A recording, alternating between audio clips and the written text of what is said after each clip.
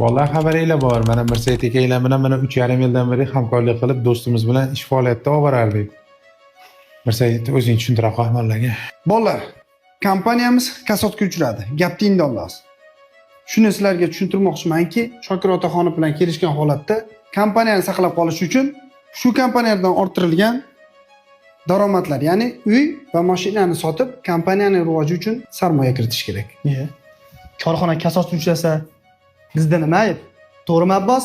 To'g'ri, bizda nima ayb? O'zi oxirgi payt bular yurish-turishi ancha o'zgarib qolgan Nurlo. To'g'ri aytasan.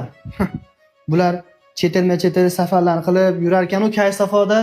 Bu yoqda kompaniya kasodga uchrasa, badanini biz to'laymiz ekanda, ha? Minib turgan mashinamiz bilan, yashab turgan uyimiz bilan. Yo'q, bunaqasi ketmaydi. Bu ish yaxshi emas, lekin Shokir otaxonib. Assalomu alaykum. Uzr, ozgina kech qoldim. Yukla kelgan edi.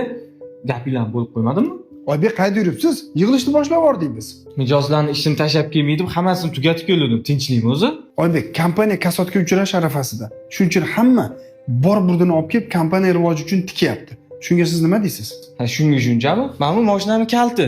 Notariusga borsa, shunda boraman, qo'l qo'yaman. Mirsaid Hakimov o'zi uyimni dokumentlarini siz qilib berdingiz. Sotishga tayyor turibdi. Men hozir turgan kvartiramda turib turaman. Qachon desanglar, men tayyorman. Muammosi yo'q. Mijozlarimiz kutib qolmasa, hammamiz chetdamiz. Shokir otaxonov, ruxsatinglar bilan. Men sizga nima dedim? Unda kimni qo'yamiz endi bunga boshliq qilib? Nurullo Kamilov tayyor kadrimiz. Shu Nurullo Kamilovni oyoq boshi yoqmayapti-da, Oybek Odilovni qo'yamizmi deyapman. Yo'q, Shokir otaxonov, u bola eplanmaydi bu lavozimda. Juda bo'shda.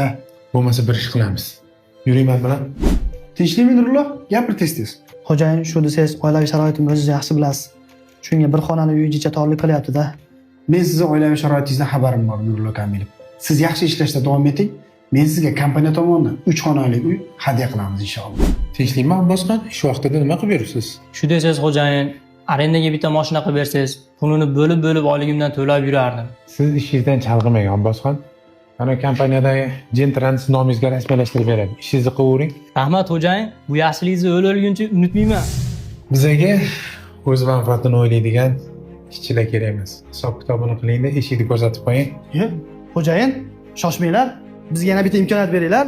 Abbosxon, men senga xo'jayinni rasman ko'p maqtaganman, bilasan-a? Yaxshi insonlar. Xo'jayin, bunaqa qilmanglar endi. Mirsaid Hakimov, xo'jayinga tushuntiring. Siz bizni qanaqaligimizni bilasiz-ku.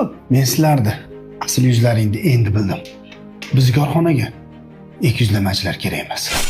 Eshik orqasida yo'q bu ish. Oybekda yangi korxonani rahbari qilib tayinlaylar, yangi mashinalar beringlar. Xo'p bo'ladi, xo'jayin.